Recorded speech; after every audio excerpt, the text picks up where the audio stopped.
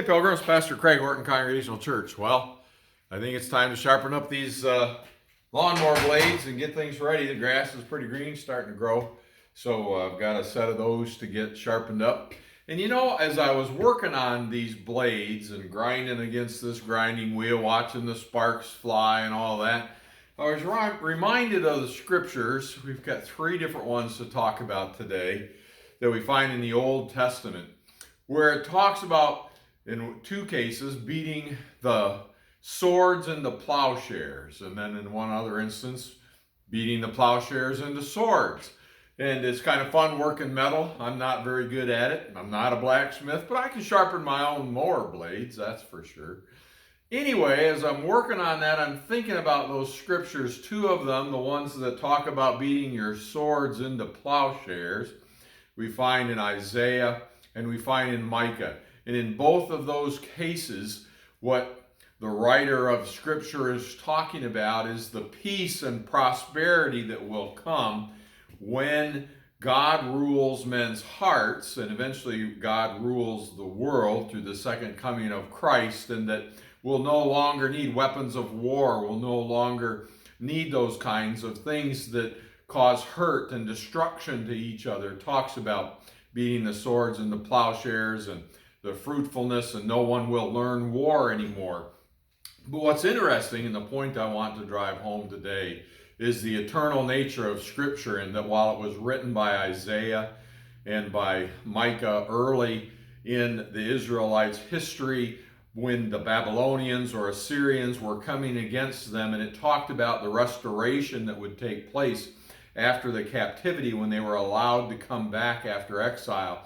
And Jerusalem would once again thrive, and it would be a center of commerce and a center of the nations and a center of negotiations, and that there would be everlasting peace at that point. At least it would seem like everlasting peace if we didn't look at what men's hearts are really like. So those initial scriptures were written about that time of the return from the exile, but then again, Jesus Christ used them, and he talked about his coming. And in the New Testament, we find that those words about the peace and prosperity that will indwell men's hearts through the acceptance of Christ and through Christ's manifestation into the world, and that it would still be a scenario where peace would reign, and that if we would turn to Christ, that all of that reconciliation that we would recognize.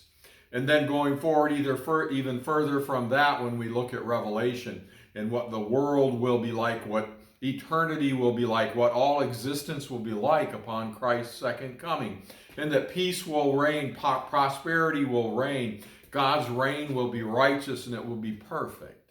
And so even though Jeremiah and Micah wrote those words centuries ago, they were appropriate not only for the Israelites of the time, they were appropriate for the Jews of Jesus' time, they're appropriate for us as we look forward to the coming of Jesus Christ and what he has promised us in eternal peace, you see.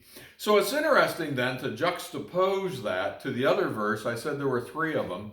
The other one in Joel, where it says, beat your plowshares into swords, and pruning hooks is the other piece. You're beating these into for the swords and spears into plowshares and pruning hooks. Yet Joel says to take your plowshares and pruning hooks and beat them into swords. Now, he's not talking about that that's what we should be doing. What he is referencing is the judgment that will come upon those who do not turn to Christ, who do not turn to God for that peace and for that reconciliation, of the judgment of the nations. We often don't like to talk about that, but it's very explicit. Jesus Christ himself talked about the judgment that will come in the final days before that eternity of peace.